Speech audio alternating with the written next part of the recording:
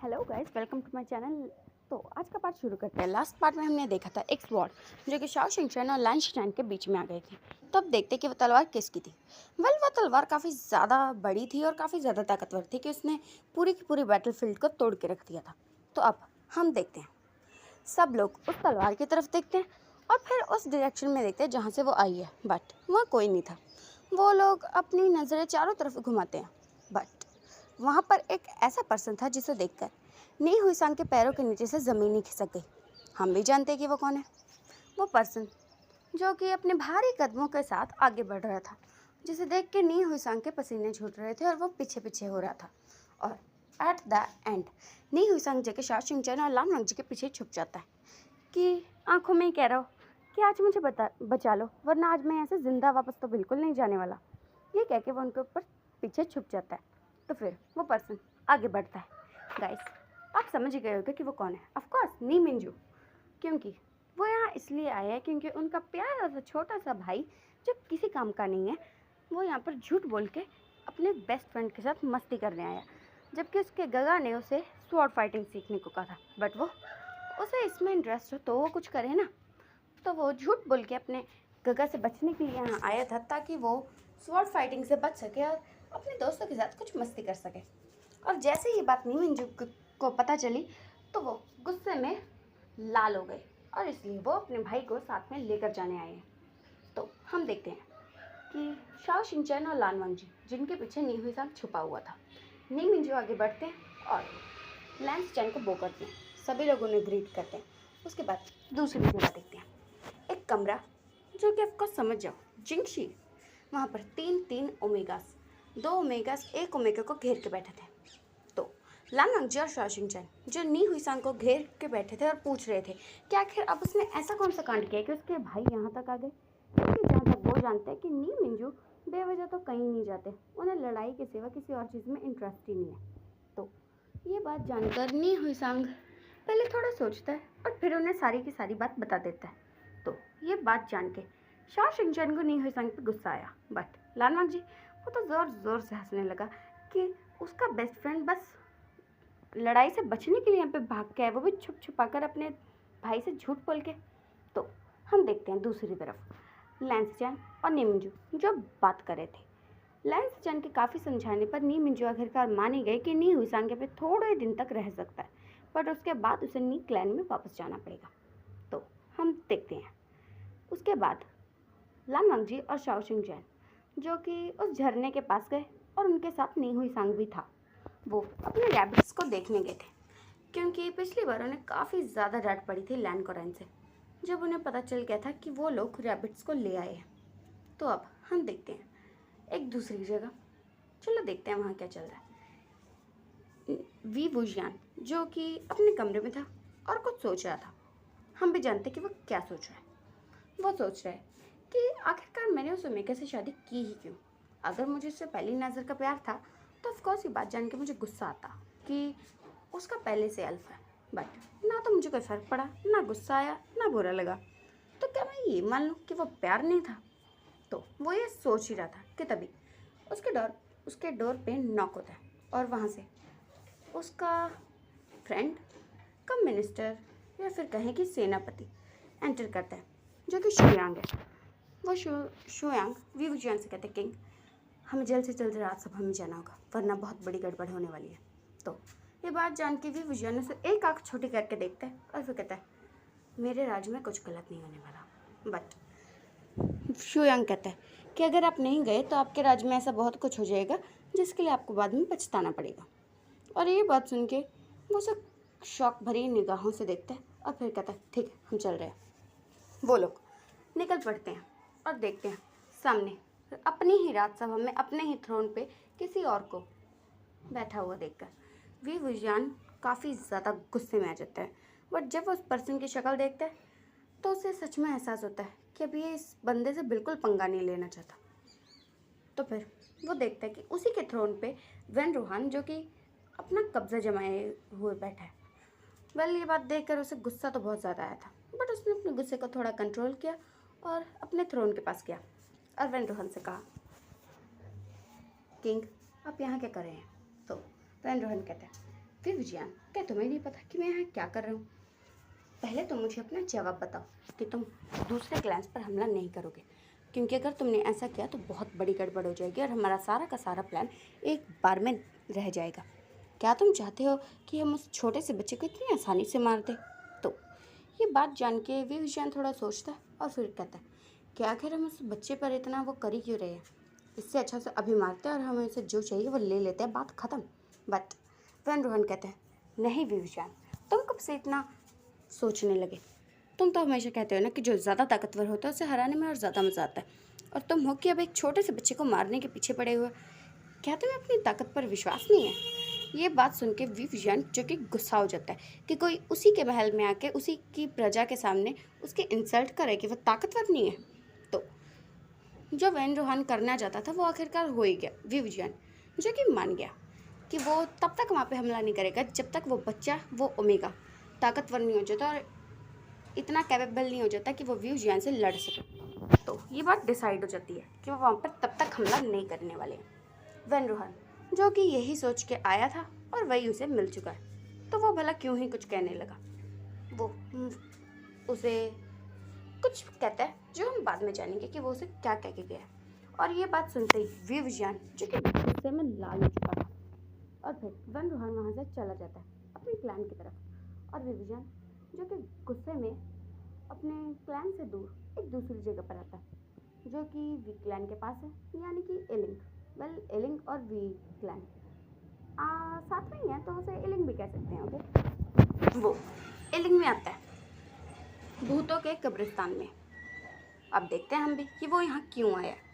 वो वहाँ जाता है और एक गुफा जो कि काफ़ी ज़्यादा अंधेरी थी और जहाँ पे रहना बहुत ज़्यादा मुश्किल, यू नो ना के बराबर, पर फिर भी वहाँ पर एक पर्सन है। हम भी देखते हैं कि वो कौन है। एक ब्लैक रोब्स में एक पर्सन है जो कि बेड़ियों से जकड़ा हुआ है और काफ़ी हद तक काफ़ी बुरा दिख रहा है, जस्ट बिकॉज उसे देख के लगता है कि काफ़ी बेरहमी से मारा गया है। तो हम भी देखते हैं कि वो कौन है। वो जैसे ही किसी के आने की आहट सुनता है तो अपनी आंखें उठा के देखता है और अपने सामने उस पर्सन को देखकर जिससे वो सबसे ज़्यादा नफरत करता है, वो गुस्से में लाल हो चुका था। उसका मन तो था कि वो अभी के अभी इस पर्सन को मार डाले, बट वैसा नहीं कर सकता क्योंकि वो बेड़ियों में है। और वो मन में सोच ही रहा था कि जिस दिन मैं इस बेड़ियों से खुल गया ना, सबसे पहले तुम्हारा ही गला काटूंगा। और ये सोचते सोचते वो उसकी आंखों में देख रहा था। तो विविजन जो कि उसे देखता है और फिर कहता है, क्या तुम अभी तक मरे नहीं हो? तुम आखिर चाहते क्या हो? कितना वक्त हो चुका है तुम्हें? मैंने तुमसे कहा था कि मैं तुम्हें अपने हाथों से नहीं मारूंगा, पर तुम हो कि मरने का नाम ही नहीं है। और ये कह के वो उसे बोलने लगता है और वो पर्सन जो कि पहले उसकी बात सुनता है और फिर एक गुस्से भरी निगाह से उसके पास देखता है और कहता है, भूलो मत, मैं तब तक नहीं मरने वाला जब तक मेरा बदला पूरा नहीं हो जाता। तुमने और मेरे प्यार ने मिलके मुझे धोखा दिया है। तुम्हें क्या लगता है मैं इतनी आसानी से ये बात भूल जाऊंगा? वो तो मेरा प्यार है, उसके साथ मैं कुछ भी करूँ, पर तुम्हें तो मैं इतनी बेरहमी से मारूंगा कि मौत भी डर जाएगी। ये बात याद रखना विवियान। तुमने सिर्फ मेरा दिल नहीं तोड़वाया, इससे मेरा सब कुछ तोड़ दिया। मेरा सपना, मेरी ज़िंदगी। अब देखना, जिस दिन तुम्हें प्यार होगा और तुम्हें उसमें धोखा मिलेगा ना, तब तुम्हें पता चलेगा कि प्यार का धोखा किसे कहते हैं और प्यार से मिलने वाले बदला किसे कहते हैं। विवियान, तुम तो बस एक पत्थर दिल इंसान हो। तुम्हें क्या पता कि प्यार क्या होता है, प्यार में धोखा क्या होता है। विवियान, तुम अपने आप को कितना ही महान क्यों ना बना लो, पर यह बात तो बिल्कुल सच है कि तुम हमेशा पत्थर दिल ही रहोगे। और ये बात सुन के विवियान को गुस्सा आ जाता है कि वो उसके सामने ऐसे कैसे बात कर सकता है। वो अपनी तलवार उठाता है, उसकी नेक पे पॉइंट भी करता है और वैसे मारने ही वाला था कि तभी उसके दिमाग में कुछ क्लिक होता है और वो सोचता है और फिर एक डेविल स्माइल करता है और उसकी तरफ देख के कहता है, ओह, तो तुम्हें लगता है कि मुझे कभी प्यार नहीं होगा? वेल, प्यार को तो छोड़ दो, बट तुम्हारे प्यार ने तो तुम्हें धोखा दे दिया। किसकी वजह से? मेरी वजह से, क्योंकि अब मैं उसका अल्फा हूँ। तो क्या लगता है तुम बदला लेने वाले हो? मुझे तो तुम मार दोगे, पर उसका क्या करोगे? क्या तुम उसे मार दोगे या फिर क्या करोगे? तो ये बात सुन के वो पर्सन थोड़ा सोचता है, बट वो विवियान को कोई आंसर नहीं करता और फिर उसे देख के कहता है, बहुत जल्दी वो दिन आएगा जिस दिन तुम्हें अपनी इन गलतियों का बहुत ज़्यादा अफसोस होगा। ये बात याद रखना विवियान, तुम मरोगे और जिस दिन तुम मरोगे ना, सबसे ज़्यादा खुशी मुझे होगी। तुम देखो अब मैं क्या करता हूँ। और ये कह के फिर विवियान बस उसे एक लुक देकर वहाँ से बाहर आ जाता है और उसका गुस्सा थोड़ा शांत होता है, क्योंकि जब भी उसे बहुत ज़्यादा गुस्सा आता है वो यहाँ आके उसे बकवास करता है ताकि उसका गुस्सा शांत हो जाए और उसका माइंड डिस्ट्रैक्ट हो, क्योंकि उसे पता है कि जब भी वो इस बंदे के पास आएगा ये उसे मारने के प्लान ही बताएगा उसे। तो फिर वो वहाँ से जाता है और फिर अपने क्लैन में चला जाता है। तो हम उसी जगह पर दोबारा देखते हैं, जो पर्सन जो कि बेड़ियों में जकड़ा हुआ था उसके पास एक ओमेगा आता है। वेल, वैसे तो वो ओमेगा काफ़ी खूबसूरत था, बट वो अपना चेहरा ढक कर आया था क्योंकि वो नहीं चाहता था कि कोई भी उसे यहाँ पर देख ले। बट फिर भी वो तो उसका अल्फा है, ऑफकोर्स उसे पहचान लेगा। तो वो उसकी तरफ एक निगाह देखता है और फिर उसे मुंह फेर लेता है और कहता है, तुम यहाँ क्या कर रहे हो? अगर विवो को पता चला तो तुम्हारे लिए भी ठीक नहीं होगा। और ये बात सुन के वो ओमेगा कहता है, ऐसा कुछ नहीं होगा, उन्हें कुछ पता नहीं चलेगा। बट जब वो पर्सन अपने ही ओमेगा के मुंह से उसके लिए अच्छी बातें सुन रहा था तो उसे बिल्कुल अच्छा नहीं लगा और उसने उसे गुस्से में देखा और कहा, तुम ये कर क्या रहे हो? तुम्हें तो थे ना जिसने मुझे धोखा दिया और आज मैं यहाँ हूँ सिर्फ तुम्हारी वजह से। क्या तुम्हें लगता है कि मैं तुम्हें इस बात के लिए कभी माफ़ करूँगा? माफ़ तो बहुत दूर की बात है, मैं इस बात का बदला लूँगा।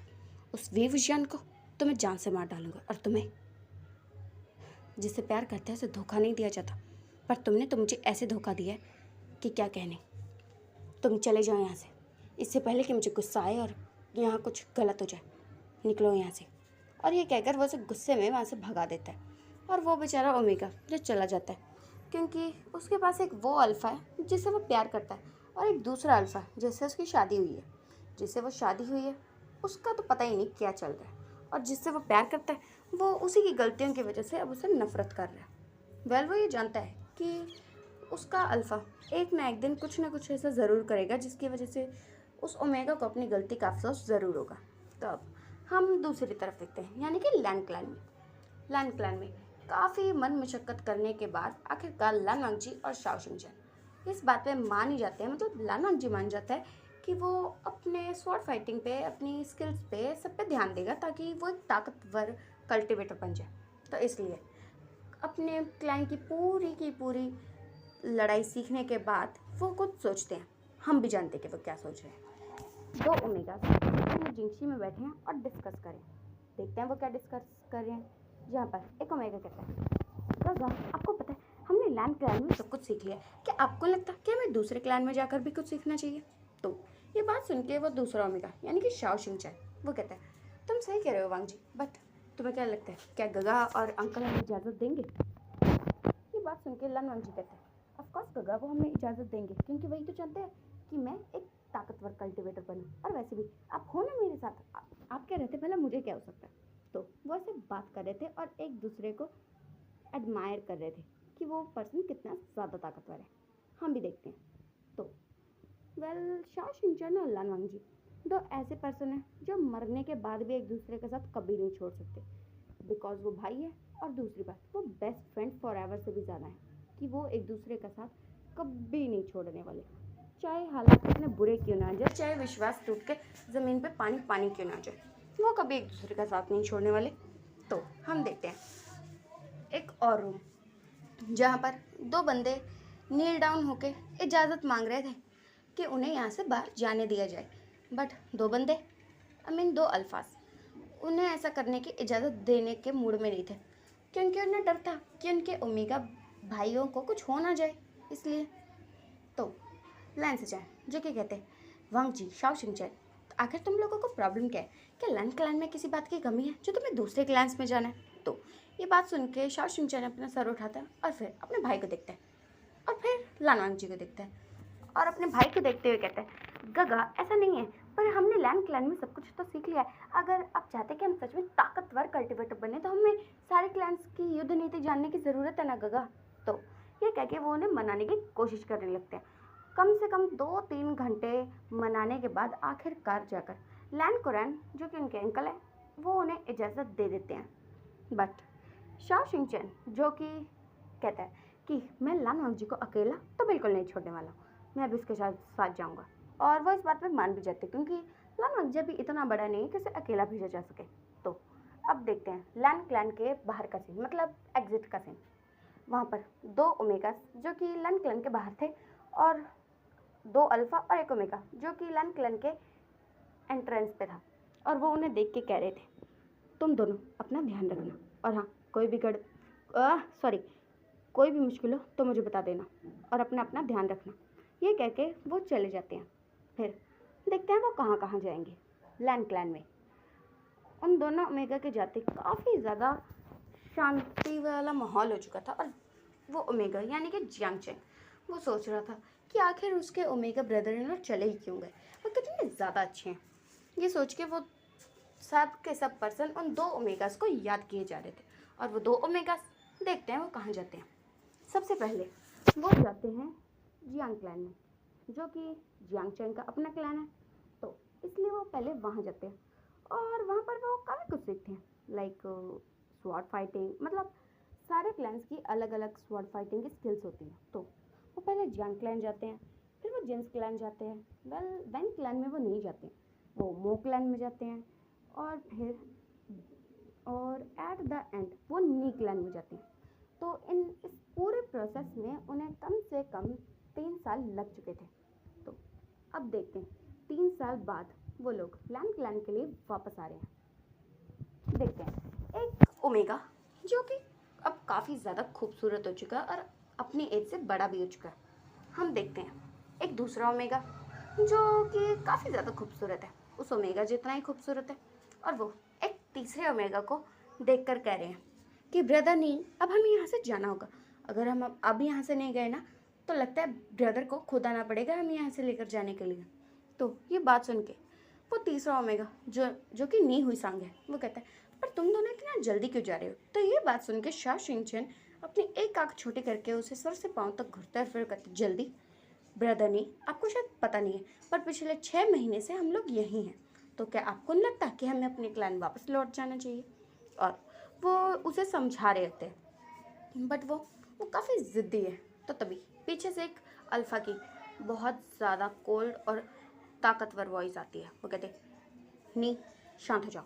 और ये आवाज़ सुनते ही नी हुसांग बेचारा जो अपने दोस्तों को जाने तो नहीं देना चाहता था, पर वो मजबूर है कि वो उन्हें रोकने के लिए कुछ कह भी नहीं सकता, तो फिर वो पीछे हट जाता है। और फिर नी मिंजू उन दोनों ओमेगास को ग्रीट करते हैं और फिर कहते हैं कि आप हमारे क्लैन में आए उसके लिए आपका बहुत बहुत शुक्रिया, हम जल्दी मिलेंगे। और ये कह के वो उन्हें ग्रीट करते हैं, और वो लोग भी सामने से उन्हें ग्रीट करते हैं। उसके बाद वो वहाँ से निकल जाते हैं, बट जाने से पहले वो नी हुसांग को कह के गए थे कि हम बहुत जल्दी लैन क्लैन में मिलेंगे। तो अब देखते हैं कि वो लैन क्लैन में क्यों मिलेंगे। अभी बताना है? बिल्कुल नहीं, हम वो बाद में जानेंगे कि वो लैन क्लैन में कैसे, क्यों, कब, कहाँ, क्यों मिलेंगे। ओके, तो वो लैन क्लैन की तरफ निकल जाते हैं, बट वहाँ पर पहुँचने से पहले एक गांव में वो रुके हुए थे, और फिर वो निकल ही रहे थे जाने के लिए कि उन्हें अपने सामने कुछ दिखता है, जिसे देखकर वो रुक जाते हैं, और वो देखते हैं कि एक अल्फ़ा को, जो कि पहले से ही काफ़ी ज़्यादा घायल है, उसे 4-5 अल्फ़ा मिलके बहुत बुरी तरह से मार रहे हैं। और ये बात देखकर उन दोनों ओमेगास को गुस्सा आ जाता है कि वो एक अकेले पर्सन को कैसे मार सकते हैं। तो लानंज जो कि अपनी तलवार, जिसका नाम था बीचन, उसे अनसील करता है और उनकी तरफ पॉइंट करता है। तो वो लोग उन्हें देखकर स्माइल करने लगता है कि दो ओमेगास हम ताकतवर अल्फा से लड़ने वाले हैं।